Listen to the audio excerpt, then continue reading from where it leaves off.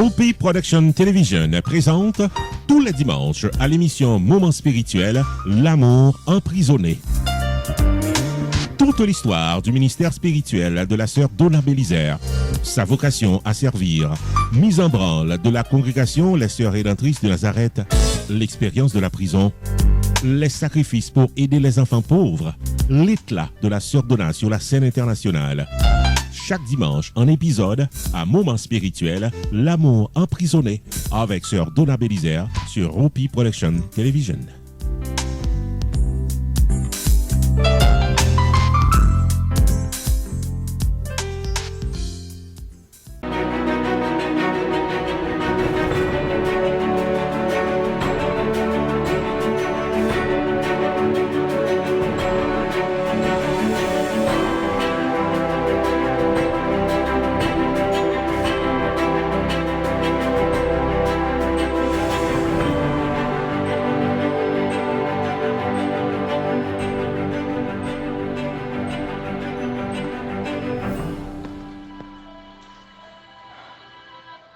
Mes amis, mes frères et sœurs,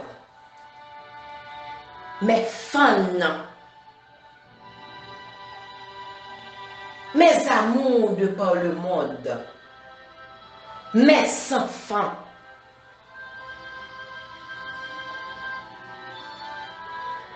je viens partager avec vous aujourd'hui l'énergie solaire.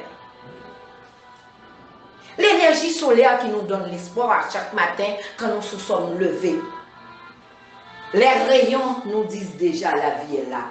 Quand on regarde par la fenêtre, quand on ouvre ses yeux, on peut se dire merci. Merci. Merci au Tout-Puissant et ses puissances. Merci au Créateur qui nous a donné cette joie de contempler. Oui, cette joie de la contemplation. Comme dirait Saint François, de notre frère soleil.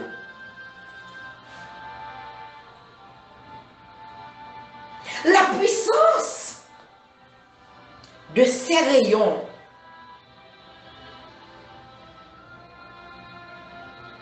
peut vous émaner de courage pour vous faire déplacer les montagnes, comme a si bien dit Jésus.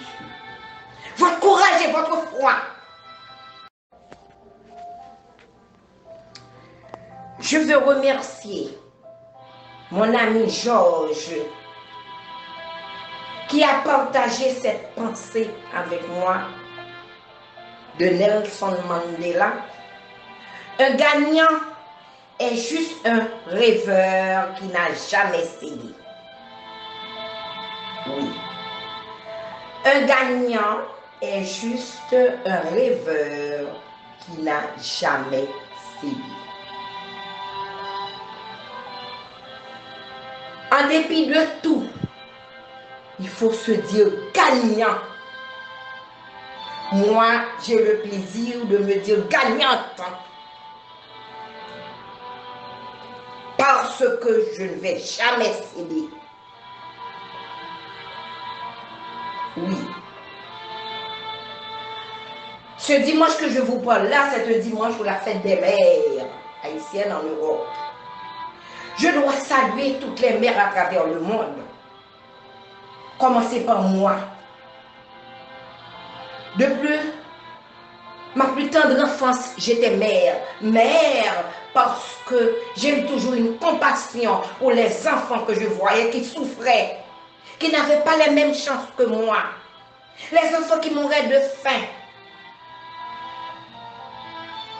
Ceux qui ont besoin d'être aimés, qui ont besoin de l'amour. J'ai sacrifié toute ma vie dès mon jeune âge.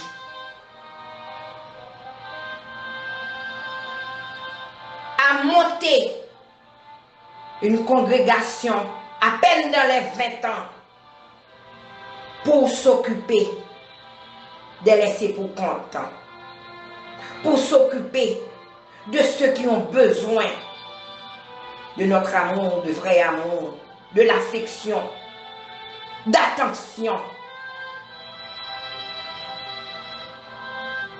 Après plus de 20 ans de combat, de lutte, où j'avais donné plus de 2 générations à mon pays, des enfants qui me venaient presque, ils m'arrivaient presque mourants, squelettiques, qu'on arrivait à leur, qui reprenaient la vie. Et les visiteurs, on avait toujours un cahier des visiteurs qui me disaient toujours, Sœur Donna, à travers les yeux des enfants, on voit l'amour. Qu'est-ce que vous donnez comme ça à ces enfants qui les traversent? On sent que vos enfants ne sont pas comme les autres. Oui, nous avons visité beaucoup d'institutions d'enfants. Mais vous, les enfants de chez vous, leur réaction, leur regard, ça dit beaucoup, ma soeur. Merci pour l'amour que vous transmettez à ces enfants-là. Donc, cet amour que j'ai eu toujours a été transmis à ces enfants. Et c'est avec l'amour que j'arrivais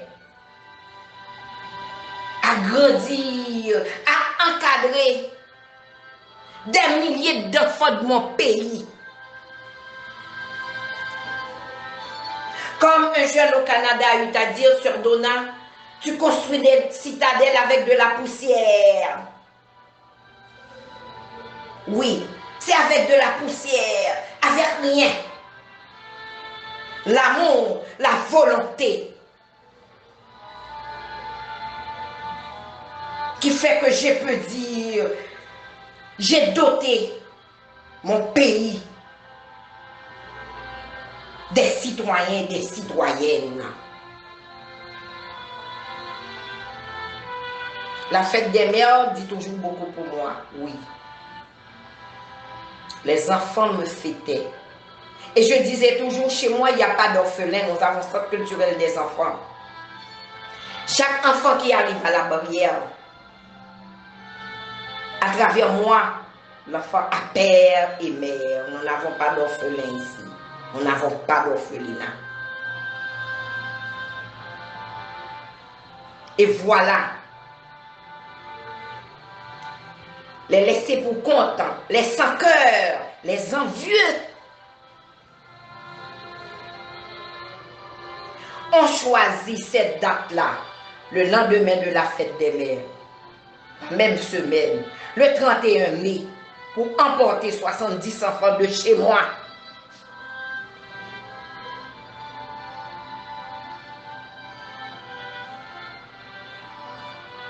Oui, 31 mai 2012.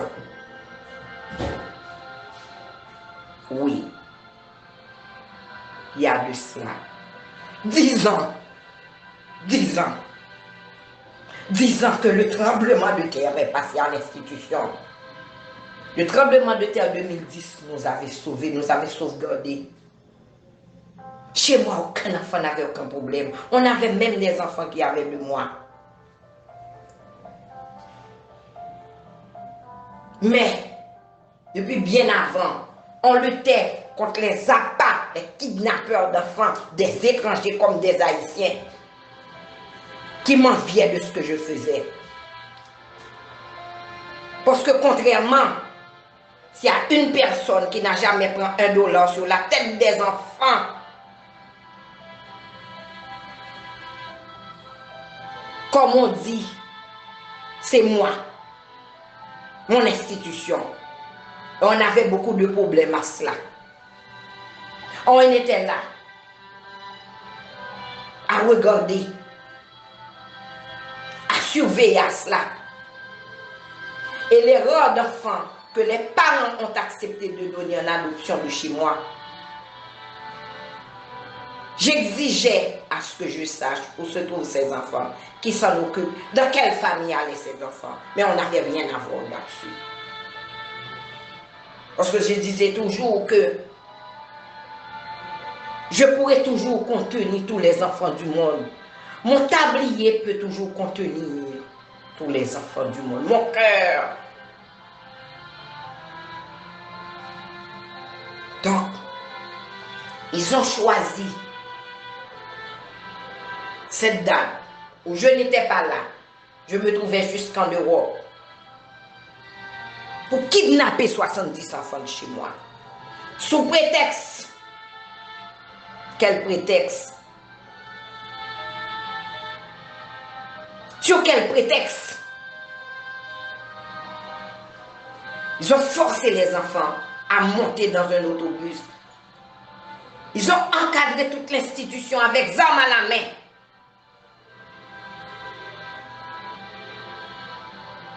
Un employé tentait de prendre des photos. Ils l'ont menotté, l'employé, et écrasé le caméra qui se trouvait dans ses mains. Parce qu'il y avait de l'argent qu'ils distribuaient aussi. Ils avaient besoin de ces enfants-là pour faire de l'argent. C'est moi qui ne savais pas. Et un étranger me disait une fois, ma soeur, vous ne savez pas ce que vous faites là. Vous n'êtes pas comme les autres. Savez-vous que vous aurez des problèmes de ce que vous faites là? Quand vous n'êtes pas comme les autres, on va vous donner des problèmes. Vous faites ce que vous faites avec le cœur. Mais pour nous, en Haïti, ce n'est pas avec le cœur, non, qu'on s'occupe des enfants, ma soeur. Je croyais seulement dans la providence, en ce que je faisais.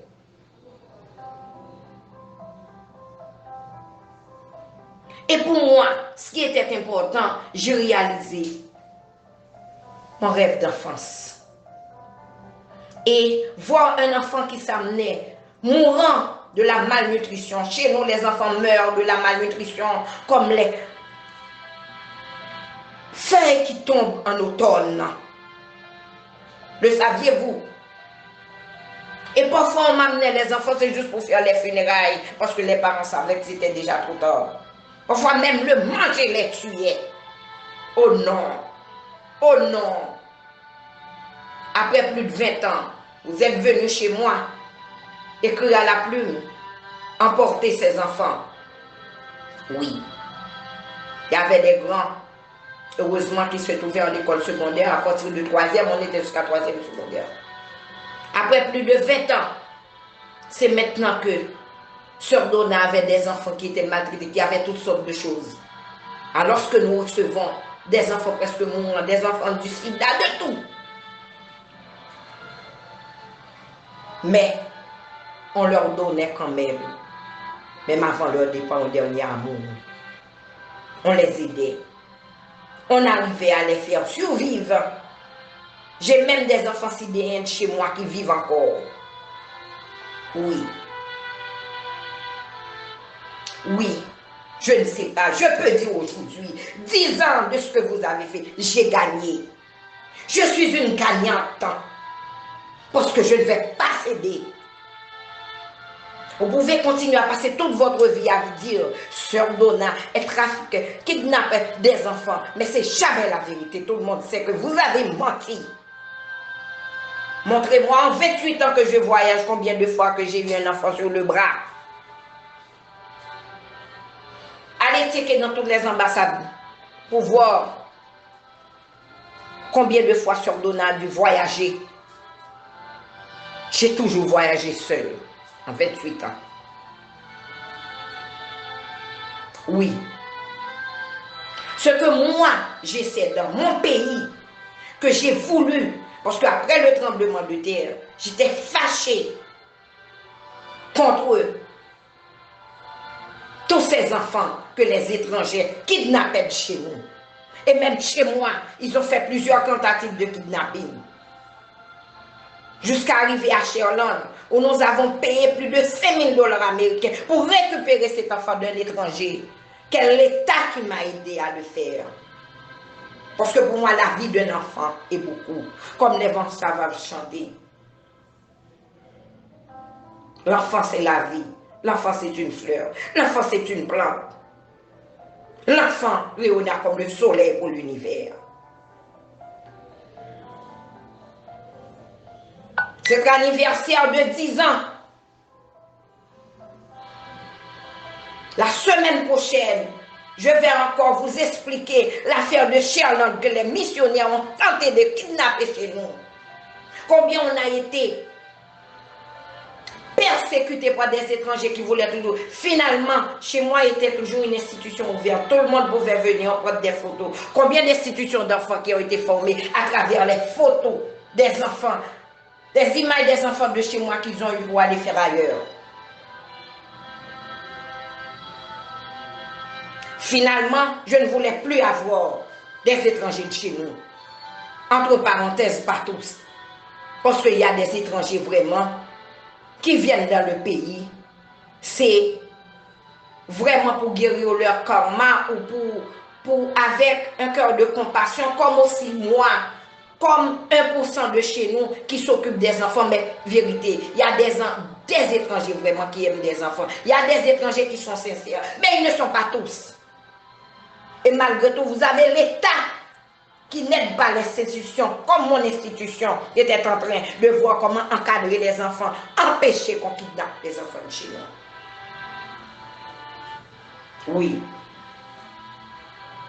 c'est moi. Si c'était chez moi, il y a eu ce qu'il y a eu. Beaucoup de choses qu'il y a eu. Comme les gens qui me voient, c'est vous que l'institution a été brûlée, a été ceci et cela. Non, c'était pas moi. Si c'était pas moi, j'aurais chaîne dans pied, chaîne main, etc. Personne n'a été arrêté. Mais Sœur Donna a été en prison. Pourquoi? Pourquoi? J'aurais à vous parler. Je suis une gagnante. Les 25 ans de ma vie de fondatrice, les 25 ans que je préparais pour fêter, je les ai eus. Je les ai connus en prison.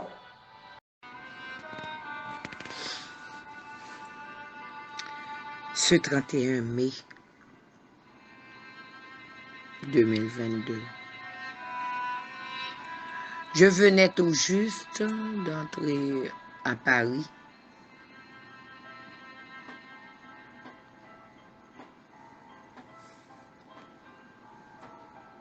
Pour aller supporter Monseigneur Ligondé. Il ne se portait pas bien.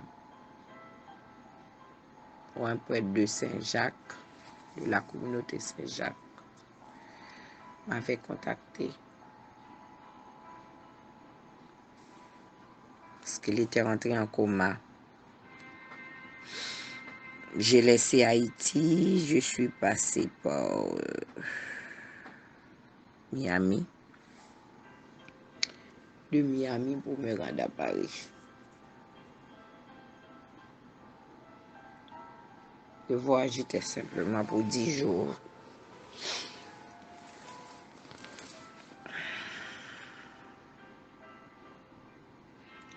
Au moment que je me trouvais en visite dans la paroisse du révérend Père Roy,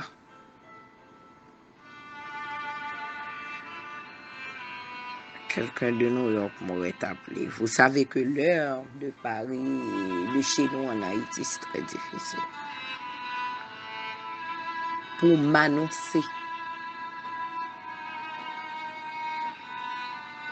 cette nouvelle, cette mauvaise nouvelle qui restera toujours gravée dans ma mémoire. Je n'oublierai jamais ce jour-là. Sœur Donna, les gens sont venus avec un la main, etc. Il y a des étrangers, et puis, un commissaire gouvernement, et puis tout ça, ils ont enlevé tous les enfants. Ils ont enlevé 70 enfants de l'institution. Ils ont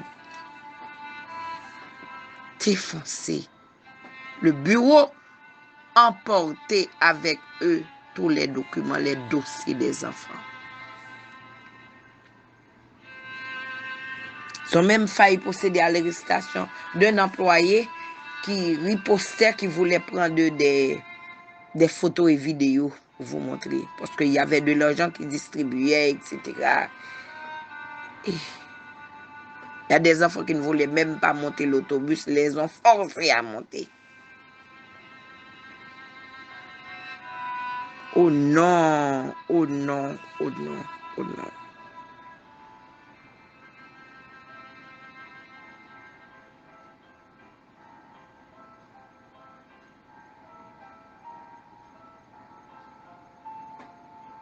Non. Je ne vais pas céder. J'ai placé quelques appels. Il y a des amis. J'ai une amie qui était au bureau, à la direction générale de la police, m'a dit, Sœur Donna, vous savez, il n'y a pas une question d'enfant vraiment. Ne vous approchez pas. N'entrez pas. Je dis, mais comment? Comment ne pas? Non, n'entrez pas. J'ai gardé. J'ai gardé. Cette souffrance dans mon cœur, dans tous ces jours-là. Oui, j'ai souffert. Les employés pleuraient, criaient. J'ai dû... Quand je suis rentrée en Haïti, c'était... Quand j'ai ouvert la barrière pour entrer à l'institution, c'était comme dans un tombeau. J'étais rentrée. Un lieu où depuis plus de 20 ans, même si je sors pour 1 heure de temps, 2 heures de temps, dès que les enfants m'aperçoivent devant la barrière, il y a un cri qui peut réveiller toute la zone. Et toute la zone était déjà au courant que je suis de retour. Malgré parfois les employés disent non, et pour la sécurité, pour tout ça, il ne faut pas. Mais même la nuit, il y en a toujours une qui chuchote pour dire, ah, Sœur Donna est là. Cri de joie. Ce jour-là, je suis arrivée dans un cimetière. Il y avait 24 employés. Tous ces employés-là compressent à la tête, leur ceinture amarrée, ne pouvant même pas parler, en pleurant de ce choc. Ils ont même encerclé l'institution, encerclé arme à la main. Et osé rentrer dans mon bureau, emporter les dossiers, les reçus, tout et tout et tout et tout. Mes amis, vous m'écoutez, savez-vous? Quand on se voit, comme dit Martin Gray, qui a vu passer en fumée tout ce qu'il a fait, tous ses avoirs. Je ne pouvais pas me tenir à la barrière, j'ai dû tomber sur mes 2 genoux pour dire, mon Dieu, et pourquoi? Et pourquoi? Et pourquoi? Qu'ils sont méchants! Qu'ils sont méchants! Qu'ils sont méchants! Oui. C'était leur complot.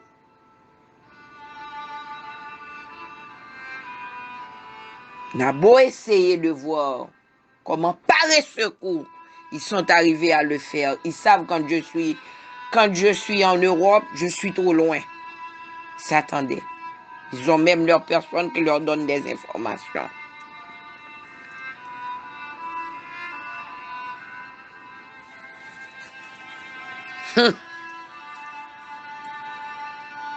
Oui. Il ne faut jamais s'arrêter en chemin. Mon courage à moi, ma victoire à moi, ma grandeur à moi. Entre tout, je ne m'arrêterai pas. Non. Pour le bien. Ma conscience est en paix.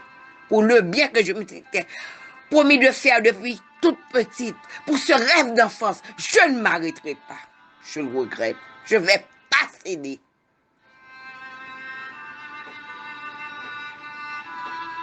Ils ont emporté ces enfants. Pourquoi ne pas aller dans les rues? Ces enfants-là qui meurent de faim et surtout. Ils ont emporté ces enfants. sans avertissement, sans rien. J'ai passé 10 jours dans le pays à savoir me renseigner où se trouvaient les enfants. Partout on me disait la même chose, Sœur Donna, s'il vous plaît. S'il vous plaît, même des policiers m'ont dit, Sœur Donna, mettez-vous à couvert. Et pourquoi? Qu'ai-je fait? Qu'ai-je fait?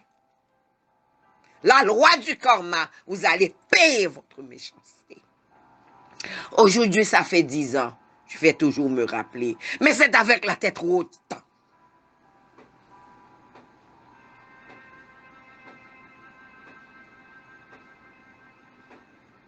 Que je revois encore cette histoire. Vous avez osé le faire. Vous êtes des lâches. Quel pays? Il n'y a pas une voix. Il n'y a pas une instance à dire non. Soi-disant les organisations de femmes. Soi-disant des journalistes. Non. Une femme seule. À peine de mes 20 ans. Qui arrive à monter une institution. Plus de 20 ans de service. C'est pas l'argent de l'État, c'est pas les ONG. C'est ça que vous avez fait comme remerciement. C'est ainsi que vous avez choisi de le faire. Non, non, non.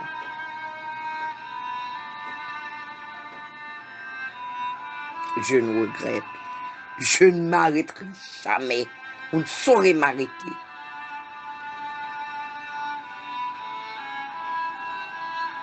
Les crimes que vous faites, vous saurez m'arrêter et je serai là encore. Je vais continuer à défendre les enfants. Et je le ferai. Je le ferai jusqu'au bout. Mes amis, merci de partager avec moi, à toutes les mères que je dédie cette émission, qui ont beaucoup souffert, qui ont vu leurs enfants tués, arrachés, kidnappés, violés. Moi, comme une mère spirituelle, j'ai vécu ça. Dans mon pays, où j'ai donné toute ma vie, toute ma jeunesse, toute mon enfance, à sauver des vies des enfants qui mourent de la malnutrition. Parfois même le manger. Je dois vous dire, la malnutrition en Haïti, c'est une maladie qui prend des années pour la récupération. Ah, je vous dis, tomber n'est rien. C'est la façon de se relever qui importe. Oui. Je ne céderai pas. Je ne vais pas céder. Et continuer. Et à vous regarder dans les yeux. Quand vous voyez quelqu'un, vous ne savez pas comment la personne, quel esprit qui est derrière cette personne-là a réalisé. Quand quelqu'un, en Haïti, une femme, avec tout son courage, arrivait à réaliser une œuvre pareille. Et vous allez vous étonner, c'était pas seulement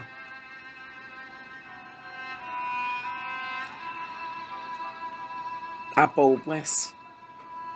On était dans plusieurs endroits dans le pays. Moi, je travaille sans faire du bruit.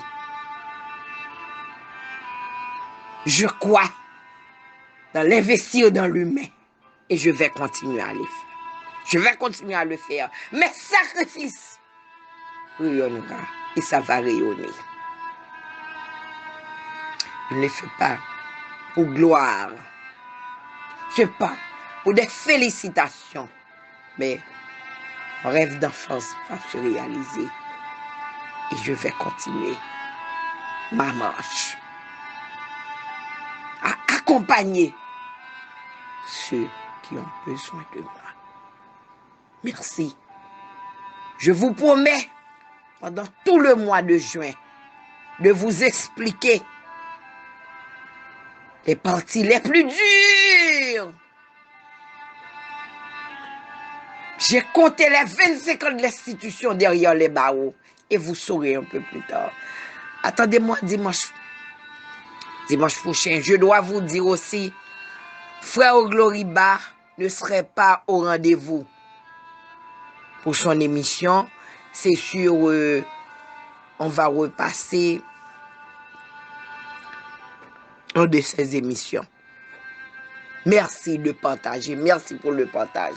Je fais ce partage avec vous, c'est pour que vous ayez du courage. Vous ayez du courage dans vos souffrances. Vous ayez du courage de tout ce que vous faites face. Vous ayez du courage face à ces méchants-là, ceux qui vous ont enlevé, arraché vos enfants, ceux qui vous ont blessé, ceux qui veulent vous éliminer. Et du courage. Oui. Il ne faut jamais céder. Même si vous tombez, levez-vous et continuez à marcher. La marche est longue, la marche est dure, il faut le faire. Et quand vous arriverez au bon port, ce serait la nouvelle Jérusalem. Merci.